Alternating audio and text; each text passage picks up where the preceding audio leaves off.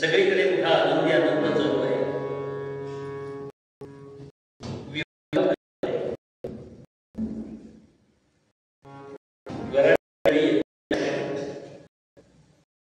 मोठ्या आनंदात मुलीकडची मंडळी स्वागत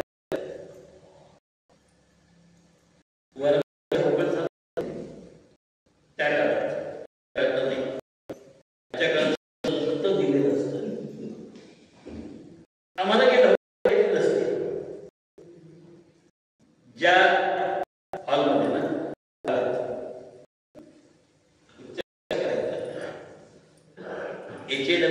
हॉल का हॅल, कारण आम्ही मोबाईलवर बोलताना हॅलो म्हणजे हॅ असा विचार करतो, हॉलचा विचार करताना हॉल असा म्हणतो.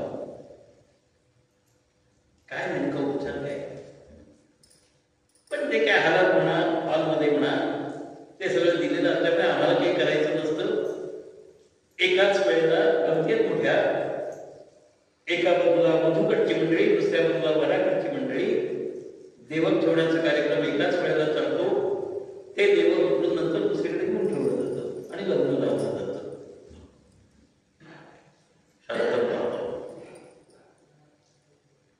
आम्ही प्रचंड स्वतःचं आणि इतरांचं नुकसान करतो आहोत हे आम्हाला कळतच नाही. पण त्यात काय होतं, प्रश्न सोडवायचे का? मग काही वर्षांनी नाही मग सगळे प्रयत्न करून थकले. आता महाराज तुम्ही काहीतरी सांगा. महाराज म्हणतात आता काय होणार, आता काही मुलगा असा बघतोय, मुलगी अशी बघते, सून अशी बघते, तिची मुलं अशी लहान आहे. आता काय पाप केलं ते मोठं आहे, दुसरं काय. पापात पापात फसू येते, एका पापातून दुसरं पाप निर्माण होतं. म्हणून पाप होणार नाही याची काळजी घ्यावी. पुण्य व्हायचं ते माहित नाही. भिकाऱ्याला पैसा देणं हे सगळ्यात मोठं पाप आहे. त्याला अन्न द्या, एका बकरीच्या वेळी 4 बकरी खायला द्या, पण पैसा देऊ नका. कारण त्या तुम्ही दिलेल्या द्रव्याचा नेमका काय उपयोग होईल तुम्ही सांगू शकत नाही आणि कोण उपयोग करेल. भूक लागली एकदा 4 वेळा पैसा देणार नाही. विवाह प्रसंगामध्ये काय खाऊ आणि काय खाऊ नये याचा काही विचार येत नाही. आम्ही तो विचारच करत नाही. हल्ली तर काय नवीन पद्धत आहे, भिक वाढा भिकारी भुकेला शिळ्या पाकाचा तुकडा द्यावं बदला. मोठ्या प्रेमाने बोलवले लोकांना विवाह प्रसंगासाठी आणि क्यू मध्ये उभे करून ठेवले आणि तुम्हाला हवं ते घ्या. त्या रस्त्यावरच्या आणि या हॉल मधल्या माणसात काय फरक आहे मला सांगा, कळत नसलं तर सांगा. बरं ते बसून नाही ठेवायचं का? बरं बसायला अजिबात वेळ नाही. प्राण्यांच्या आमच्या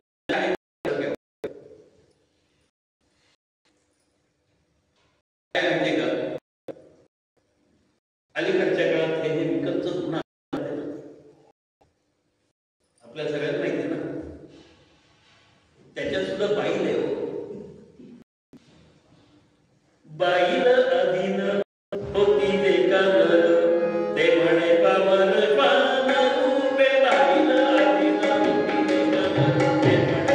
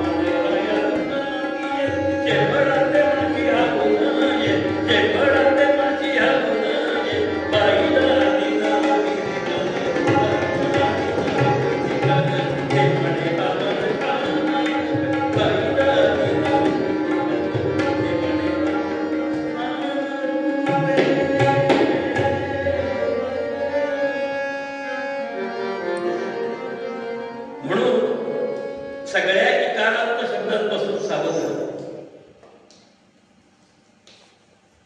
सगळ्या इकारांत समजून घ्या. काय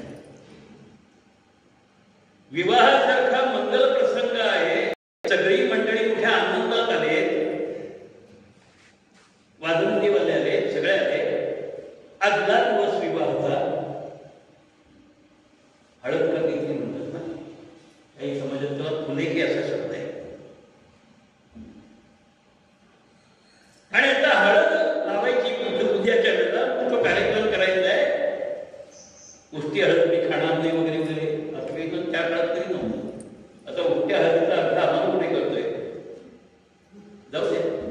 विवाह विधीच कळत नाही, त्याला काय करायचं, टाकलं काहीतरी की झालं. अक्षता टाकतो नाही का आपण, का उडवतो, काय करतो, त्या अक्षता आहेत का हो, त्या शतशः विदीर्ण झालेल्या आहेत. जाऊ. आणि इकडे या सगळ्या वराडी मंडळांना जेवण घालायचं आहे. द्विपद चतुष्पद संहितानाम क्षेम आयु आरोग्य म्हणता म्हणता त्यांनाच कापून खायला घालायचंय असा विषय आहे. संकल्पात परमेश्वरासमोर संकल्प करताना म्हणताय त्यांचं आयुष्य वाढावं, ते आरोग्य त्यांचं सुदृढ व्हावं, त्यांनाच कापून यांना खायला घालायचं. हे काय चाललंय?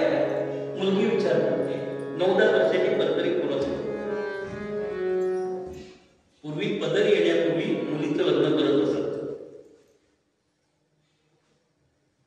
आता लग्न केलं काय नाही केलं काय, त्याला मी लिव्ह इन रिलेशन असं कोणतंच नाव दिलं इंग्लिशमध्ये. एक केस माझ्या समोर आहे, वकिली करतो तेव्हा अशा काही केसेस येतात. नवरा म्हणतोय माझा या मुलाशी संबंध नाही, तानू मी त्याला पोटगी दिलं काय, कायदा असंच सांगतो ना, पोटगी द्यायला पाहिजे. चुकत असलं तर सांगा, वकील बसलाय समोर, विचार करूनच बोललं पाहिजे. ती म्हणते माझा या मुलाशी काही संबंध नाही, तुझं मुलं आहे तू सांभाळ, माझं मुलं आहे मी सांभाळ, माझं मुलंच नाही ते तुझं आहे. तो म्हणतो का नाही माझा आहे म्हणून. निर्णय ती म्हणाली मला पोटगी नकोय कारण मी कम होते. मुलाला नाही पोटगी काय द्यायची, वयाच्या 18व्या वर्षापर्यंत कोर्टाने ऑर्डर केली. त्या मुलाला सांभाळण्यासाठी 10,000 रुपयाची पोटगी द्यावी. मी कोर्टाला प्रश्न विचारला, ते 10,000 रुपये हे मूल खाणार कसं तेवढं मला सांगा.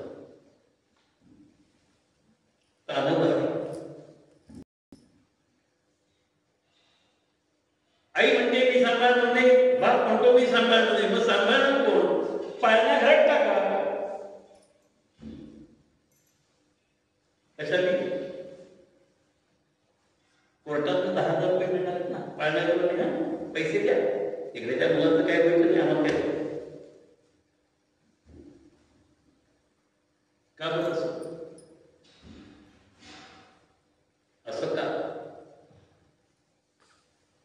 ज्याला मी जन्म दिलाय असं दोघेही म्हणतात. मुलाचं कौतुक करताना ते अभिमानी सांगतात माझा मुलगा आहे, माझा मुलगा आहे, हो तुम्ही कुठे त्याला सांभाळाय, मी सांभाळलाय वगैरे वगैरे भांडणं करतात. त्या मुलाचा सांभाळ कोणी आणि कसा करायचा? तुम्ही ज्यावेळेला पाळणाघरात टाकून नोकरीला जातात त्यावेळेला पाळणाघरात ठेवायचं नाही तुमचा विषय, मला ज्यांनी त्यांनी ठेवायचे.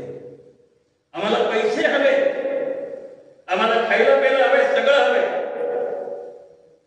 जे अर्थशास्त्र शिकवलं जातं त्याला मी अनर्थशास्त्र असं म्हणतो.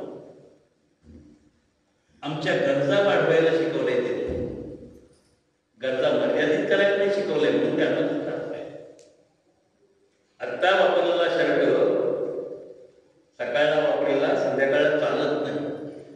मग तो कमवण्यासाठी, त्याचे खर्च करण्यासाठी मला आणखीन पैसे कमवावे लागतात. बरं, तो कडक इस्त्रीचा असला पाहिजे. शर्ट पीसची किंमत किती?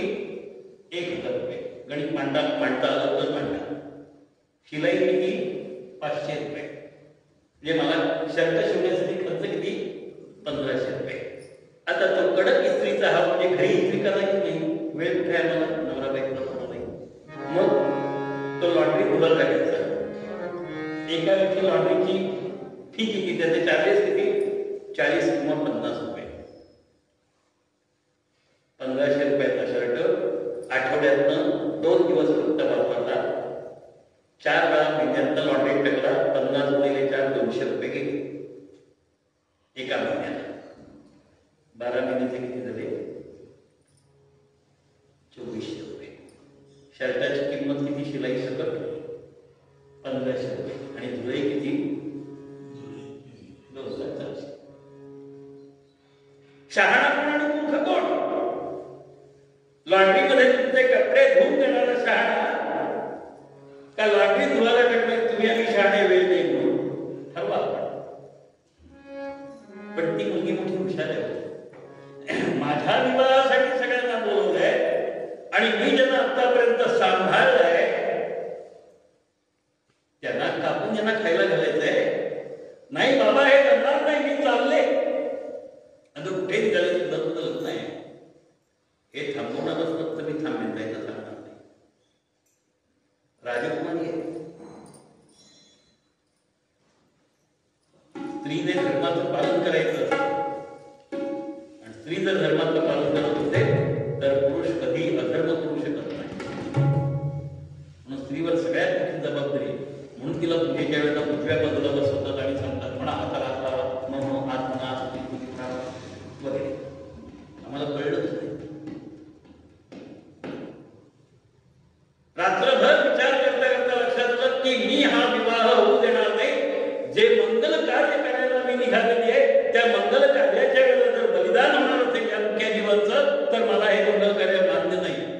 रातोरात घर सोडलं. सगळी निदानित झाल्यानंतर जंगलातनं पळत सुटली. कुठे जायचंय माहित नाही, काय करायचं माहित नाहीये. 9 वर्षाच्या मुलीला काय रस्ते कुठले माहिती नाही. काय आज मॅप होता काय तिच्याकडे बनवणारा, जरा रस्ता बदलला की दुसरा रस्ता बदलला. तसा मॅप नव्हता तिच्याकडे, पण अढळ श्रद्धा होती. हे नाही झालं. मी असं होऊ देणार नाही, माझा नाही. निघाली शमोग पर्वतावर आली. पहाटेच्या वेळेला काळत नाही. राजकुमारी इथे कोणाचं तरी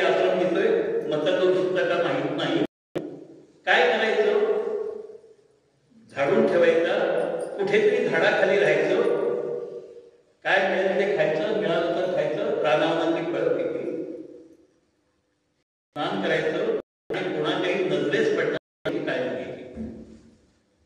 मतंग ऋषी जागे झाले. सकाळी पाहिलं कोणीतरी छानपैकी सडा सन्मान केलेले फुलं आणून ठेवलेले दरवाजाची पायरीवर. पहिला दिवस गेला, अस्वस्थ झाले. हे काम कोण करत आहे? दुसऱ्या दिवशी पुन्हा तोच प्रकार. सलग 3 दिवस गेल्यानंतर मतंग ऋषी ठरवलं आता चौथ्या दिवशी हे काय होते ते पाहायचं, कोण आहे. सकाळी लवकर उठले. लवकर उठतच होते, आम्ही उठत नाही, जागे होत नाही, त्याला काय करायचं. पण ते ऋषी आहे. ऋषयो मंत्र द्रष्टारा अशी जी व्याख्या केली. पाहणारे, दर्शन घेणारे. त्यांनी पाहिलं एक लहान मुलगी 9-9.5 वर्षाची रोज पहाटे सडा संमार्जन करते, आपल्या समोर येत नाही. चौथ्या दिवशी तिला थांबवलं. हे थांब बाळे, इकडे ये. थरथर कापत आली. काय झालं महाराज, काय झालं? माझं काही चुकलं का? नाही नाही, तुझं काही चुकलं नाही. हे का करतेस ते सांग. करावं असं वाटलं म्हणून करते. तू कोण आहेस, काय आहे? म्हणाली मला माहित नाही मी कोण आहे. तुझ्या वेशावर तू कोणीतरी राजकुमारी असेल असं वाटतंय, बाह्य वेशावर असेल तुझा. म्हणाले माझी ओळख मी विसरली, कारण मला ती ओळख द्यायची नाहीये. सर्व घरादाराचा त्याग करून मी आले. विवाहाच्या दिवशी मी पडून आली, कारण मला असा आनंद सोहळा नकोय. महाराज कृपा करा, पण मला इथनं जा असं सांगू नका. तुमच्या चरणाशी आहे. क्षणभर विचार केला आणि त्यांनी तिला राम नामाची दीक्षा दिली. ज्या दिवशी राम तुला भेटतील, प्रभू श्रीराम भेटतील, त्या दिवशी तुझा उद्धार होईल. तोपर्यंत आश्रम सोडून ऋषी निघून गेले. काय गमत आहे, काय सामर्थ्य त्या मुलीचं. ज्यांच्या आश्रमात पूजा करावी म्हणून त्या मुलींच्या आश्रमात ते आलेले, ते मुलीचा त्याग करून निघून गेले. काहीही नाही, जे काही करता येईल काम ते करायचं आणि मुनींनी सांगितल्याप्रमाणे श्रीरामांची वाट पाहायची. बाकी काही माहित नाही. अखंड जग सुरू आहे. श्रीराम श्रीराम श्रीराम, बाकी काही माहित नाही. किती वर्ष गेली काळालाही माहित नाही, कोणालाच काही माहित नाही. हळूहळू वयाने आपला चमत्कार टाकायला सुरुवात केली. तारुण्य केव्हा सरून गेलो. आता करायचं काय? अपेक्षा कसली नव्हती. विषयाची माली लढत किंवा विषयांपासून राहे दूर. आणि करायचं काय? आश्रमाकडे कोणी आलं, नमस्कार करायचा, स्वागत करायचं. काही असलं तर त्याला खायला घालायचं, नाही तर निसर्गाने दिलेलं जे काही असेल ते त्याच्या समोर ठेवायचं. जे असेल ते. स्वतः उपाशी राहावं लागलं तरी चालेल, पण अतिथीचा सत्कार केल्याशिवाय त्याला सोडायचं नाही. आमचे आनंद बुद्धी लिहितात, तिकट वाट पहिली वाट नसावी, धोपट मार्ग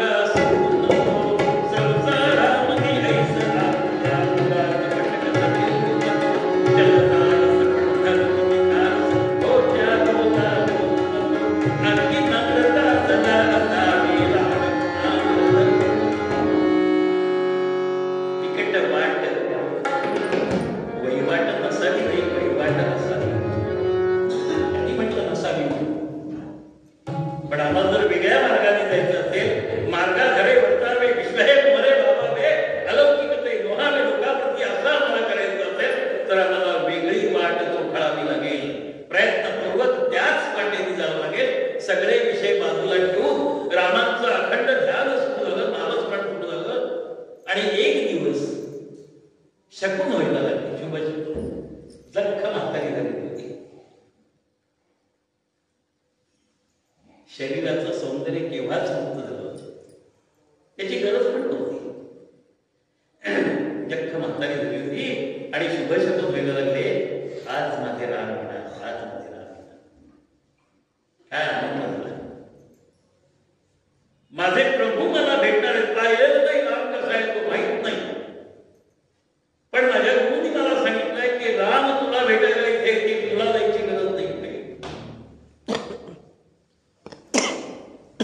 गोंदवलेकर महाराज तेच सांगत असत ना, तुम्हाला कुठेही जाण्याची गरज नाही, तीर्थयात्रा करण्याची काही गरज नाही, सगळे तीर्थ तिथे आहे. पण आम्हाला ते पुढे पटत नाही. महाराजांचं चरित्र वाचायचं, त्यांचे उपदेश ऐकायचे आणि त्यांनी सांगितलेल्याच्या बरोबर विरुद्ध करायचं. यात्रा केल्याशिवाय चैन पडत नाही. त्याला काय करणार?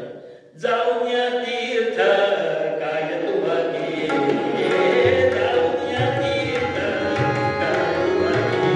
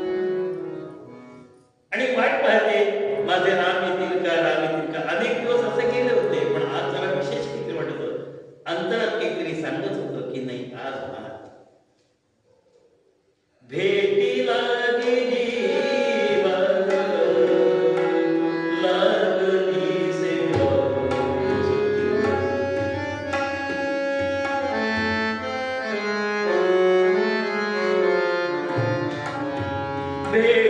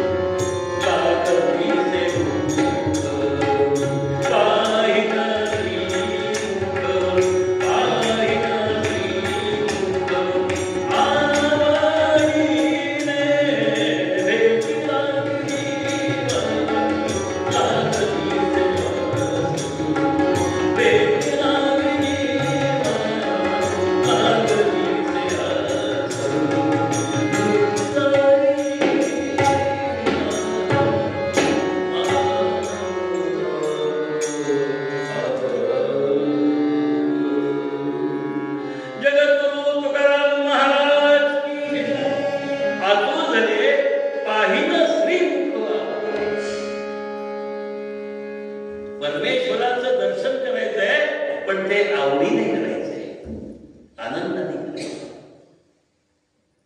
आणि विचार मनात आलेला विचार सत्य ठरवा. वनवासात निघालेले प्रभू रामचंद्र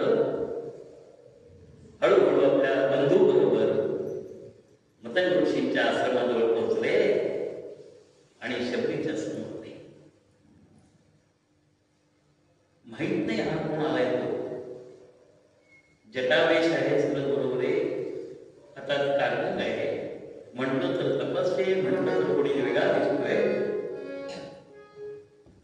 पाहिलेलं नाहीये, बघितलेलं नाही, पण अंतरंगात दर्शन केलंय. ओळखलं आणि विचारलं, आपण तर श्रीराम ना? हो या. पायघड्या घालायचे पण पायघड्या आहेत नाही. स्वतःचा बदल पसरला. आईच्या पदरावर फक्त पुराणच पाय ठेवायचं असतं. लक्षात घ्या. लक्ष्मण बघतोय हे सगळं काय चाललंय. प्रभो, माझ्याकडे पायघड्या घालायला वस्तू नाहीये दुसरं. अनुमान करू नका. प्रभू म्हणतात, माते तू असं का म्हणतेस? जे हवं होतं ते प्राप्त झालं एका शब्दात. आज्ञा दिलं, भाग्य दिलं, आसन दिलं बसायला. प्रभू, माझ्या देण्यासारखं काही नाही, पण एक मुलं कृपा करावी आणि घ्यावी. प्रभूंनी पाहिलं, लक्ष्मणाने देखील पाहिलं, पण प्रभूंनी दर्शन घेतलं गुरांचं. लक्ष्मणाने पाहिलं, काय दिसलं? गुरुपुष्टी आहेत. प्रभूंनी हातात बोर घेतलं, लक्ष्मणाकडे पाहिलं, मिळवायचं होतं ते काम. आता मला काय मिळवायचं आयुष्यामध्ये? सगळे विषय बाजूला ठेवून मी आले होते. कशासाठी? सर्व सुखाचा सागर मला भेटण्यासाठी. तो मला भेटला. पुष्टी बोरे अर्जुनी प्रभुला शबरी